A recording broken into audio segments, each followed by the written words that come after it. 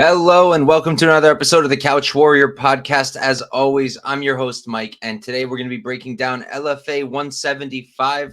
We don't have any UFC, but that's okay. We've got a ton of regionals this week. LFA's got like 15 fights, I think, or 14 fights. We have Octagon, we have ACA. We've got a bunch of stuff going on. I will not be able to put out videos for all of the promotions. It's just too much work with everything else going on. I'm going to be doing some write-ups for a MMA news company, a media company that I'll be talking about on my Twitter probably tomorrow or later this week. And tomorrow also, I'll be attending a sumo event.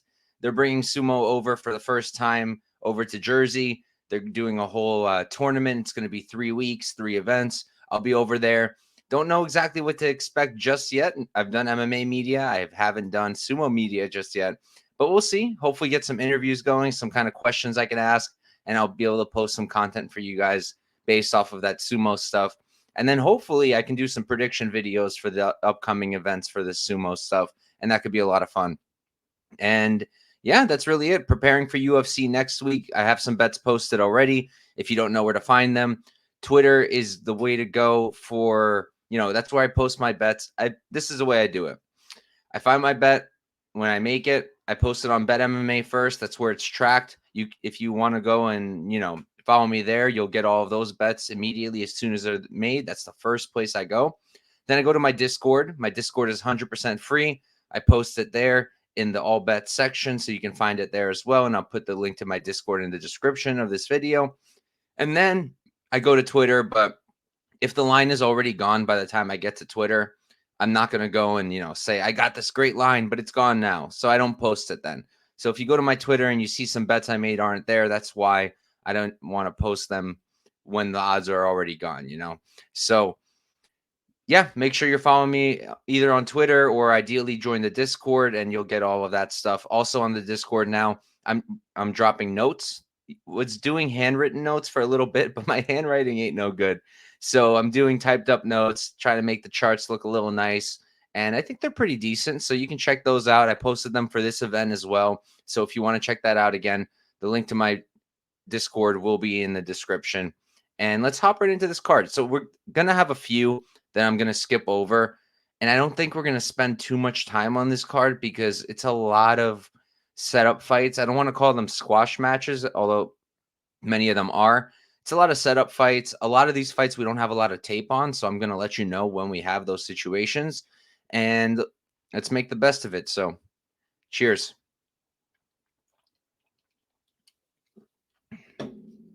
First fight up, we've got Aieza Bertolso versus Fabrizia Ketlinn. So, Aieza 2-0, 22 years old, don't have measurables on her. Ketlinn 1-0, don't have any measurables, don't have her age either. Very little tape on her. Bertolso, though, IMMAF fighter, did really well there. She's got a ton of amateur experience. She's real good. And I think a few more fights and she'll probably be on the Contender Series or something like that. Or at least in some major promotion, whether it's UFC or if PFL scoops her up first. Although I have an inkling of, my gut inkling is telling me it's probably going to be the UFC that takes her. She's really good. Not going to waste our time here. She's probably going to crush this. She is minus 1,000 last I checked. Let me double check that. Yeah, minus 1,000. I want to say it's accurate. It's lowish level women's MMA. So I don't know if anybody should be minus 1,000, but she's really good. So it makes sense. And we can move on, not waste time. Going to have the same story here. We've got Beatriz Consuli versus Carol Foro. Beatriz, she's 2-0, undefeated, 23 years old, 5'5". On the other side, Foro, she's 2-0, also undefeated, 3 inches shorter though, and she's got a 62-inch reach. So again, Consuli, similar to the previous fight, also a lot of experience as an amateur IMMAF beast. She's very, very good, very solid. I think she's going to crush here. Not a ton of tape on Carol. I just don't think she's on the same level. So I expect Beatriz to come out here and dominate. Sorry about my pronunciation today. It's horrible. I think I'm tired, but it is what it is. She's a huge favorite as well. She's also minus 1,000. So really not much you can do with that. And we can move on. Next up, we've got Reginaldo Jr. versus Gustavo Henrique. Jr., he's 7-1-0, 24 years old. He's 5'9" as a welterweight, so he's a little bit small. 74.5-inch reach, training out of the very hot camp Fighting Nerds. On the other side, we got Henrique, 3-2-0. Weird record, a bunch of fights that aren't like eligible for the record because they're like under suspicious circumstances. He's 6 feet tall, so he's going to be the bigger man. He's a decent striker, Gustavo. He's okay. Like, you know, he has this really weird kind of boxing style where he like goes like this with his stance. I'd say the striking is pretty decent. I can see him hurting some people. He throws relatively straight, seems to be some pop to his punch, but he's not exactly great. I don't have a lot of info on his ground game. In fact, I have zero information on his ground game because we're only working with one fight for the guy. But Reginaldo Jr., he's very solid. He's a very good grappler. His striking might not be high, like top level, but his wrestling, his jiu-jitsu is very high level. And he probably takes down Henrique and either submits him or ground and pounds him at some point. Maybe the under would be interesting. We don't have those numbers yet, but you can't really play Reginaldo either because he's minus 800. And don't go parlaying minus 800, minus 1,000, minus 1,000 just because I said they should cruise, because that's just asking for disaster. At the end of the day, in matchups like these, in cards like these, especially these Brazilian LFA cards, we see a lot of upsets. You go through these guys' records who have a lot of wins now, and you'll see sometimes that they've beaten someone in LFA in the Brazilian cards, and they were the huge dog, and now they're the huge favorite. So the lines, you know, some of them are going to be a little sus, and I just would not parlay these heavy favorites. You're not going to gain anything from it. Moving on, another one.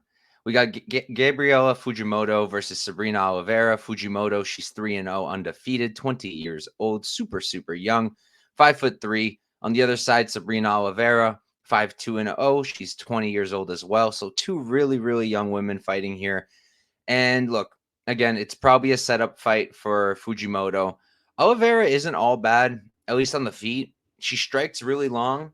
I kind of liked it when I first saw it, but she backs up a lot and she's very hittable. Takedown defense is no good. Submission grappling isn't great. So I think Fujimoto probably dominates her on the ground, submits her. Maybe even on the feet, she can have a bunch of success. You can't even access Fujimoto's tape. So we're working off memory and just old fights. So again, big favorite, should roll. I don't think Sabrina Oliveira has much to offer her, but she's a minus 700 favorite. So you guys get what I'm saying here. Really not much, nothing of substance I can give you here. Other than maybe the under could be a good look depending what it is and what it's opened at. Moving on, though, we've got Talisson Teixeira versus Arthur Fonseca. Teixeira, he's 4-0, 24 years old. A lot of young fighters on this card. And he is 6'8". On the other side, Fonseca, 2-1-0. And don't have his measurables, but he's a lot smaller, if you ask me. Just seems that way. I think he's about 6'1". Excuse me. I remember seeing one of his tails of the tape. I think it said he was 6'1". You know, he's clearly not super athletic, a little bit, you know, that doesn't look like the most athletic heavyweight. You guys get what I'm saying. He's okay. Don't have a ton of tape on him either. Don't have a ton of tape on Teixeira either. Working with relatively little information on both guys. But I feel like this is definitely a setup for Teixeira. He's a great striker. He's got a lot of power. Think they expect him to come in here and steamroll Fonseca, and he very well might. But, you know, all his fights are ending inside the distance. How's he going to end early, and how's it going to look if he gets extended? Fonseca seems to have this brown belt, although I didn't see too much grappling coming out of him. Maybe if Teixeira tires, Fonseca can take advantage and maybe get something going. I think it's unlikely. But again, Teixeira is let me tell you. Where is he?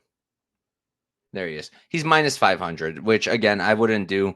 Low level heavyweights in Brazil.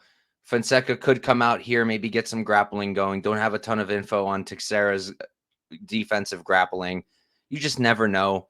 And, Teixeira can also gas. How many times have we seen the better heavyweight gas and then lose the fight? This might be one of them. I wouldn't run to the window to bet Arthur Fonseca, but he's also not horrible. He's decent on the feet. I can see an upset here. I could see an upset here. It's probably unlikely, and I'll be more interested in seeing what the totals are if maybe I can get an under going in there. Moving on, much better fight now, more competitive in my opinion, even though the line doesn't exactly indicate it. We've got Marcos Bruno versus Juan Pablo Vieira.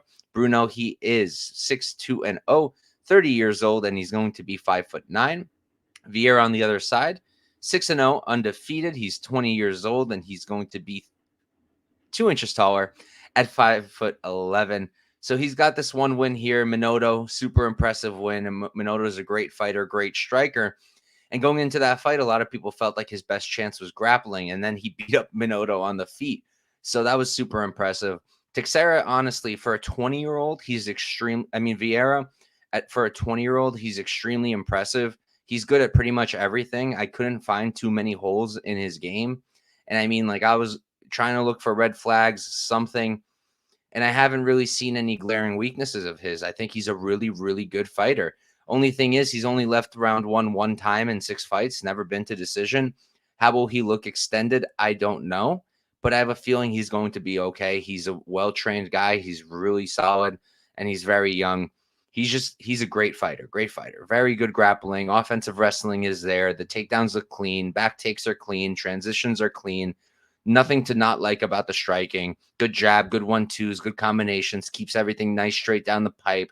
Good head kicks. The uppercuts are clean. Great fighter.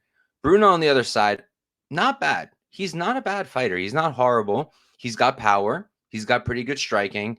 My issue is he really likes the kicks. He loves the kicks. He loves the spinning kicks, the front kicks. I love the front kicks. Those are great. The spinning stuff, not so much.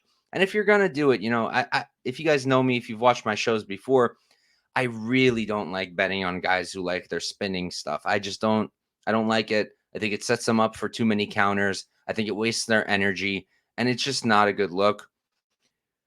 So I just don't know how he's going to compete in the striking. If he's throwing if he is throwing his hands, when he does throw them, he looks good. He looks like a good striker. He's got a very tight base. He's always moving forward, and he's trying to get his kicks going, and sometimes he'll follow up with the strikes. If he was throwing a lot more, I'd be very interested in him at this price at plus 300 because, like I said, he's not bad. His takedown defense isn't the best, but his get-ups are very good. He is able to get right back up on his feet. He's never been submitted. He's a jiu-jitsu brown belt, so I do think he'll be competent on the ground. I don't know if I can get to the dog shot just because I do think Vieira probably has him covered. I think Vieira is a better striker, and I think he's a better grappler. So the only way really I see this happening for Bruno is, Vieira's only been out of round one time. If he starts getting tired, can Bruno take over? Maybe. Excuse me. Bruno's not a cardio beast by any stretch of the word. Like, he's just not. But he does seem to have good cardio. It's just, I feel like that might be because he's not throwing a lot, and even then, as the fight progresses, he does back up a bit. So while I have some temptations to back Bruno because, like I mentioned, he's plus 300. Let me double check. Yeah, he is. And Vieira's minus 400. I don't know if I want to step in front of someone who I think is real good in Juan Pablo Vieira. So Vieira's going to be the pick. I can see an upset, but I'm not going to be betting on that. Next up, we've got Nicoly Pedroza versus Andreyna Rocha. Pedroza, she's 4-0, undefeated, 21 years old, 5'8". Don't have her reach. On the other side, Rocha, she's 22 years old. She's 1 year older. She's going to be 2 inches shorter, and she's got a 67-inch reach. So for this one, again, working with really little tape, don't have a ton of information on Pedroza in particular. Really don't see much on her grappling. I don't know what it looks like. I don't know what her takedown defense looks like. I don't know what her jiu-jitsu defense looks like. Really don't know because I don't have the tape on it. She's a good striker. That seems to be her thing. She likes to strike. She's got good power for the division. 2 knockout wins in 4 fights at this weight class is pretty impressive. Keeps everything relatively straight. She's got good combinations, good counters, good entries, good jabs. Good striker, good striker. Red flag, bad competition, horrible competition, like abysmal. And I do think that her chin up in the air is a bit of a weakness. You know, she can be countered by a competent striker. She's not really getting one here in Rocha. Rocha seems to strike pretty terribly. She's very labored. Like, it just looks like everything takes so much effort for her to throw, and she's just not throwing with much punch, much pop. She does have 2 knockout wins of her own in 9 fights, but I'm not impressed by her striking whatsoever. She's very, very hittable. She's been knocked out one time. That was by Denise Gomez, now in the UFC. So could be worse. Gomez is a very hard hitter, and we know that she can put people out. But she's very, very hittable. Her grappling is pretty good. Trips look a little bit sloppy, but once she gets on top, she does pretty well. She does do the same offensive attack every single time, pretty much. She'll go for the single and then use the outside trip to finish and then get back on top. She looks good in the jiu-jitsu, good transitions. I like the armbar that she went for in the Dana fight. But at the same time, she's also been submitted 3 times, every single time by armbar. I don't necessarily think Pedroza is going to bring in any jiu-jitsu threats here, but it is something to look at because Rocha, she's a brown belt, but yet she's 1-3 to the submission. So I guess I'm going to pick Pedroza, but she's probably the least confident I am out of all of the favorites we've gone through so far. And she's also a big favorite. She's -400. Come back on Rocha. Rocha is +300. Not going to lie. I've got some interest, but I'd be a lot more interested if I had any details on Pedroza's takedown defense. Because if it's not good, I can see an upset here. I can definitely see an upset here. But if it's good, she probably knocks out Rocha. So gonna have to probably stay off, but we're gonna pick Rocha for the purposes of this show, and we're gonna move on. Next up, we've got Miguel Porto versus Kevin Christian. Porto, he's 4-1-0, 27 years old, 6'1". Don't have his reach. On the other side, Christian, he's 6'2-0. Don't have any of his info, but I'm almost certain that he's going to be taller here by a margin. He's a very tall, lanky dude. He has kind of filled in his frame a little bit, but look, this is one of those fights where I really don't have too much I can tell you guys because I have like no access to these people's fights. Like for Christian, I think I got one fight. No, I got a few more than one. I think I got 2 fights, but nothing was more recent than 2016. So I don't know what he's going to look like here. I have no clue. He hasn't fought since 2019. Don't have any tape from since 2016. Have no clue what the guy's going to look like. His Instagram seems like he's beefing up. He looks pretty good, but I don't know what the fighting what we're gonna what we can expect to see even out of him. He's very tall and rangy. Again, don't have the measurements, but I do think he's the longer guy here. I actually think his striking is pretty good. Looks like he's got some nice knees, elbows, uses the clinch, uses the range very well. But at the same time, he seems very hittable. Again, hard to tell with this little tape, but I can't really come to a conclusion on how good he is. He seems okay. Porto on the other side, I'm not super impressed either by him. He's like, one of my friends said this. I'll give him credit.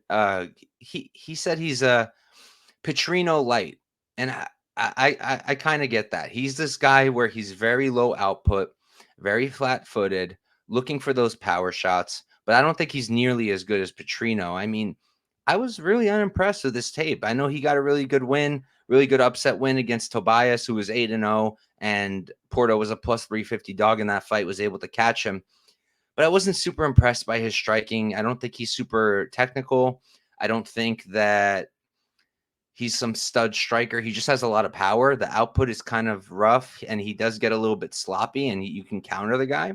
Good pressure. That's good. And the power is definitely a strength. But the defense is horrible. Don't have much info on the wrestling. The takedown defense does look pretty good from what I've seen. And from what I've seen from Christian, I don't expect him to come out here and shoot takedowns. So based off of the little information I have, I think Porto's going to knock him out, especially with the tall man's defense, Porto being an extremely hard hitter. And he's certainly the A side for LFA. It's pretty clear who they're trying to promote in all of these fights. And I think it's Porto here. But again, similar situation where he's minus 300. His opponent is plus 240. And you can't really have a strong opinion here because you don't really know what's going on with Kevin. So I'm going to pick Porto. I don't think you should bet on him. Maybe the unders once we see them, because I do think he'll find that chin, but it's going to depend on what the numbers are there. We have odds on the money lines, but we don't have odds on the totals just yet. Moving on, we've got Lany Silva versus Naizi Cantanhede. Silva, she's 4-0, 21 years old, 5'4" with a 60. Let's call it a 64-inch reach. Training out of Team Lucas Monero, great camp. Cantanhede, she's 6-0, 25 years old, and she's going to be 5 foot tall, so she's going to be 4 inches shorter. And let me just pull this up real quick. Yes, so Silva, I had like no tape on, like none. It's like an amateur fight and then like an Instagram clip, and that's pretty much it. She looks real good. She looks like a really good fighter. Striking looks really good. Looks really clean for someone with this little experience. Couldn't see much on the ground, but looked pretty competent on the ground game. Think she's a good martial artist. I just don't have a lot of information on her. It's very limited tape. She'll be the bigger woman here. She's only 21, so she's very young. But from what I've seen, from what I can tell, she seems to be the A side. Cantanhede, her striking seems okay. It's a little bit stiff. I do like how she'll mix in knees. Her body shots are pretty good, and you don't often see body shots in regional women's strawweight fights. So that's good to see. And she does seem to have some pop in her punch, but she misses a lot. Her offensive grappling doesn't look too great. When she gets it, she's really muscling her opponents down. And the takedown defense also isn't too good. The get-ups are decent, and I just don't think that the takedown defense itself is that great. And she does pull for these really ill-advised guillotines that just lead to her being on bottom. So I think that she's a pretty good striker, but she's very hittable. And I don't know just how good she's going to be able to handle grappling from Silva. So I'm going to pick Silva. It's really minimal tape, but at the same time, the line is moving in on Cantanhede. A lot of people are betting her, and Silva's minus 185. So let me pull up my little converter. Let's put that into numbers because this is a numbers game, right? So minus 185. It's about a 65% chance that she wins. And without having more information, it's hard for me to dispute that, whether it's correct or incorrect. I think she's the rightful favorite from what I've seen. And from what I've seen, I could see her winning this maybe more than 7 out of 10 times. But it's really hard to tell. I might end up getting there just because I really do think this is an A-side spot where they're trying to highlight one person and kind of just throw the other person to the wolves. But 6-0, Cantanhede is not bad either. And maybe she ends up having better cardio. Who knows? Because I can't tell with Silva with this little information. I'm going to pick Silva. Maybe bet her. We'll see. Be on the Discord if you want to catch that, and we can move on. Next up, we've got a guy who was just on the Contender Series not too long ago. He didn't get a contract, which a lot of people are pretty upset about, especially because I think that's the episode where Dana gave that guy, I'm blanking on his name, Medina, who got bodied for 3 rounds, and Dana gave him a contract because he said, come on, and like taunted and stuff, and Dana thought it was cool or whatever. I don't know what that was about, why he signed him. I think he had someone in mind who he wanted to feed him to, and that's why he signed him. But who knows? Who knows? Regardless, we're here. Marco Tulio versus Semi Dos Santos. Tulio, he's going to be 10-1-0, 29 years old, 6 feet tall with a 74.5-inch reach. He's a shoot box guy, but I said the same thing for my Contender Series breakdown for him. He's not a classic shootbox guy in that he has no fucking defense and runs forward with his head. He's actually got defense. He's one of those shootbox guys who's good at everything they do. Pressure, striking, grappling. That's a shootbox thing. But he also has defense. So really good to know. Tulio is 10-1-0. Oh, I just did all this. Santos is 6-4-0. He's 6'2". He's going to be 2 inches taller. Don't have much other information on him. Honestly, I really have like no tape on Dos Santos here whatsoever. From what I have seen, takedown defense looks weak. He's been knocked out one time. Don't have any more tape more recent than 2019, and he's been out since 2020. So to me, it appears like this is a setup. Most of his losses are actually to decent competition, but I think that Tulio is very well-rounded. He's a very good mixed martial artist, and I think he probably gets Santos out of there relatively quick. He's just a lot better, and now he's got a lot to prove after not getting that damn contract. He's probably going to want to get a finish, and I do think he's going to end up getting here. Looking at the line, minus 350, steep, but probably correct. Probably correct. And if you put a gun to my head and said, Mike, give me parlay pieces, and I might have a parlay, who knows? He'd be one that I would parlay at minus 350. I'm comfortable with that. I do wish I had more tape on Dos Santos, but it doesn't seem to me that he's a guy who's going to come out here and upset Marco Tulio. Moving on, we have probably one of the most competitive fights on the card, finally. We've got Apollo Gomez versus Vinicius Perez. Gomez, he's going to be 9-1-0, 23 years old, 5'8", and another shootbox guy. But unlike Tulio, he's a classic shootbox guy in that he has no defense whatsoever. The defense is, here's my face, punch it as much as you want, and then I'm going to punch you harder and try to hurt you. Perez on the other side, 8-1-0. He's 27 years old, so he's going to be 4 years older. Again, super young guys here. He's 5'9". He's 1 inch taller. Black Sheep MMA for him. You know, Perez is a good grappler. He's a very solid grappler. He's got good wrestling. He's got good jiu-jitsu. He's sorry, pulling this up real quick. Yeah, he's a good grappler, and he's got really good cardio for a guy who's coming out here and shooting and shooting and shooting and shooting. Black belt under Carlson Gracie. The transitions are super clean. Nice back takes. Very good grappler. The issue is I don't love his striking. I think he's pretty hittable, but he has decent range management. He's got a nice jab. He's good in the pocket. He closes range pretty well, but he doesn't have too much to offer from range. He can be backed up a lot, which is going to be relevant here in that Gomez does have a lot of good forward pressure. And Perez, his striking defense is pretty bad. I would say it's pretty bad. And I just think he doesn't throw enough on the feet. You know, he's clearly a guy who's coming out here to wrestle and grapple, and he's really good at it, but he doesn't really have a plan B. Gomez, very classic shootbox, just very well-rounded. You know, he can strike. He's got nice leg kicks. His hands are good. He does need to throw the hands a little bit more. That would be great, but he keeps the strike straight. I do think he'll be backing up Perez a decent amount, and I can see him landing a lot on him, hurting him, damaging him more than Perez is able to do to him on the feet, despite him being so hittable. His wrestling is okay. I don't think that's the move here. I don't think he should try to offensively wrestle. He needs to use it defensively. And the takedown defense is good. You know, I try to look for the things that I know because the only martial art I know and have a training in is wrestling. And I know that for takedown defense, particularly in MMA, 2 things are vital. Well, 3 things. Hips are always vital. And by that, I mean like always making sure you got like hips are so important in wrestling. Like in exchanges and scrambles, the guy who wins the scrambles, who wins those grappling exchanges is usually the guy who's able to get his hips up higher. And your hips are also relevant when you're trying to hip out of things, right? When they've got their arms around you, hand control, hip out, that kind of thing.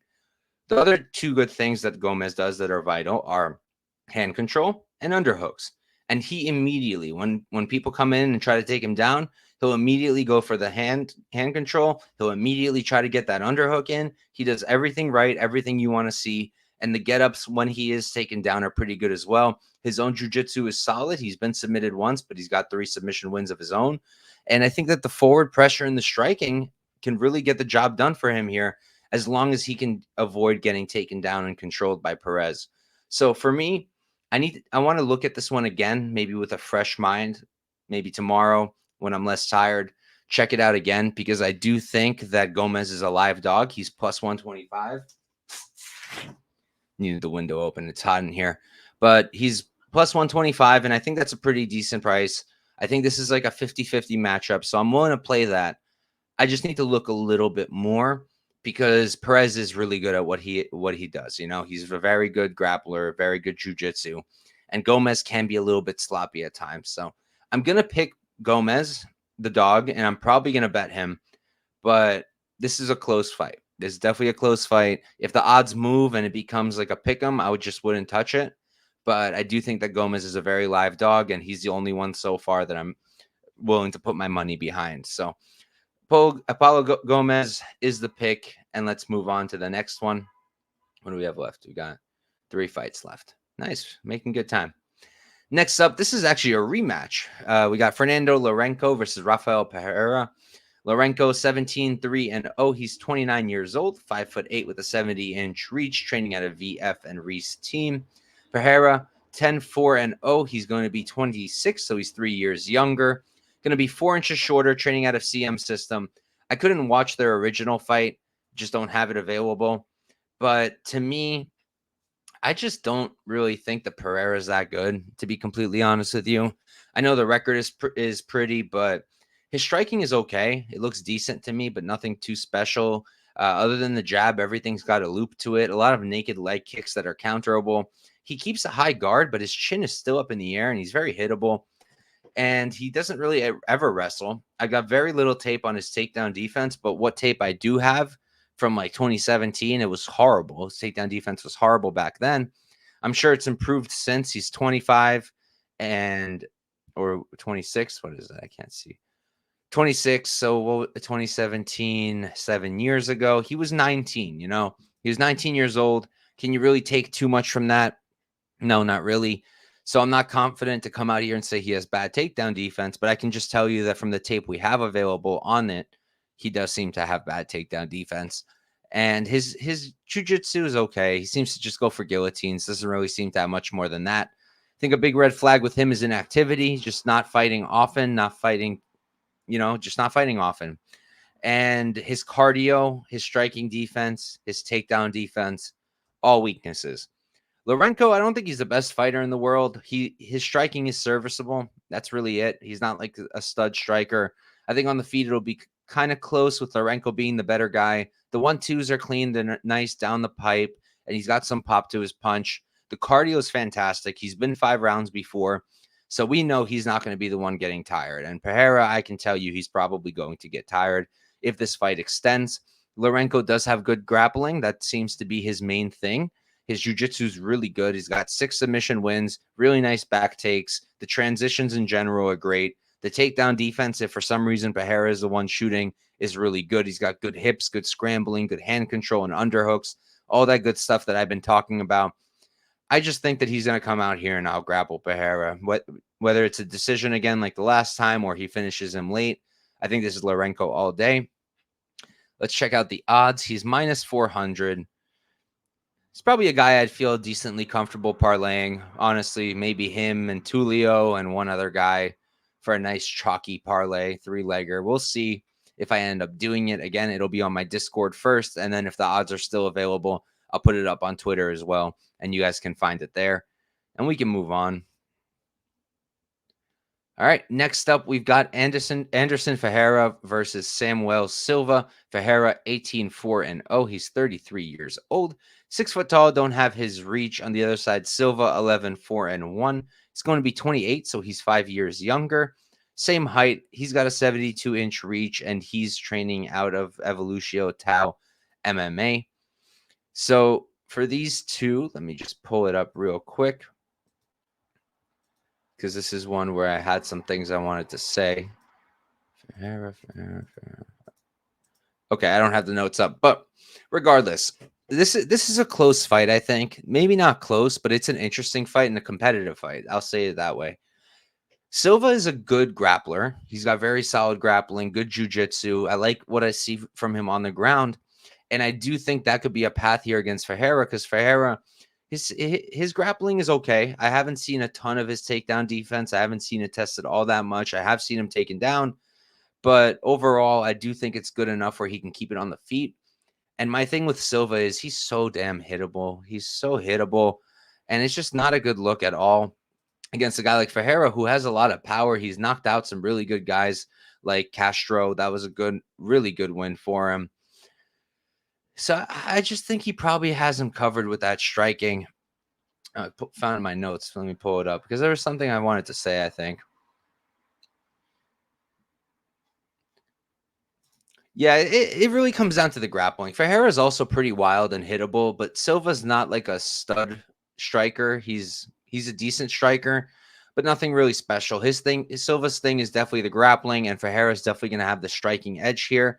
I think Ferreira probably knocks him out, because Silva, like I said, is really, really hittable and just has bad striking defense. but he's a decent striker in his own right with good counters, good leg kicks, and I can see him mixing grappling. So this is another spot that I want to retape and get a fresh opinion on.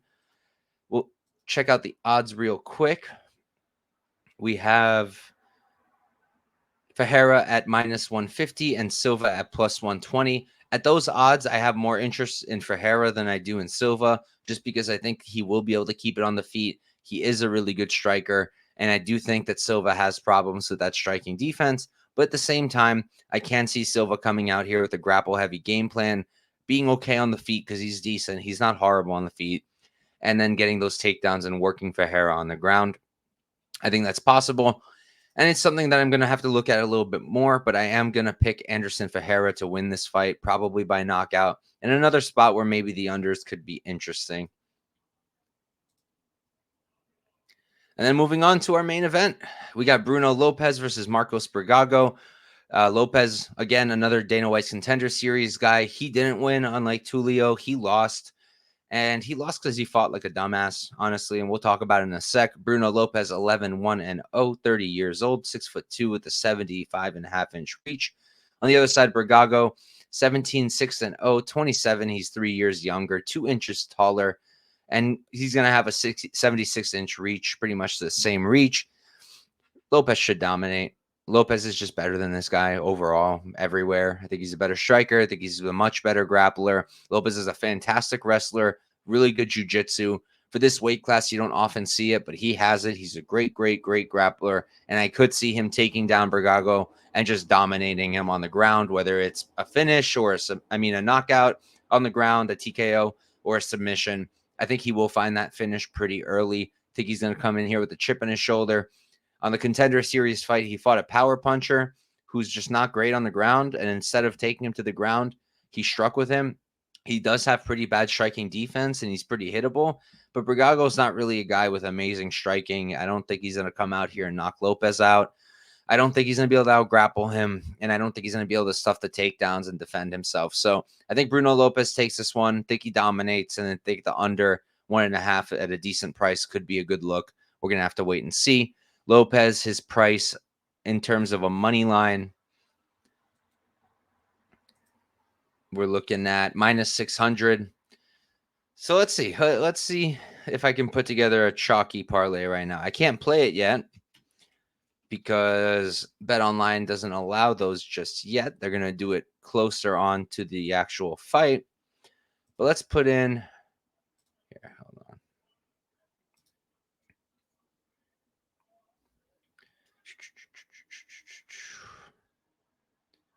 Parlay calculator. Okay, so let's see. So let's say we're going to do 3 legs, right? And let's say we do Lopez at -600.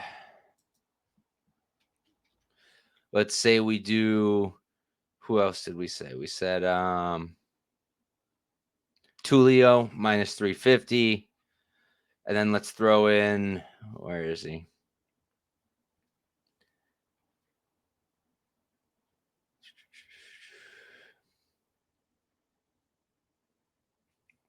Lourenco -400. What does that give us? That gives us -114. I don't even know if I'll play that, but maybe that's something I end up doing. Maybe just put together a chalk parlay. I'll probably have a unit or so on Gomez, depending what the odds are when I'm able to get in. And yeah, that's it, guys. That's LFA 175. Really, sorry if I didn't have too much of substance to give you guys. I tried to put out a breakdown just because there's no UFC, and I did end up taping this entire card. I regretted it instantly because I feel like there just aren't too many spots here worth going after and so little tape to work with.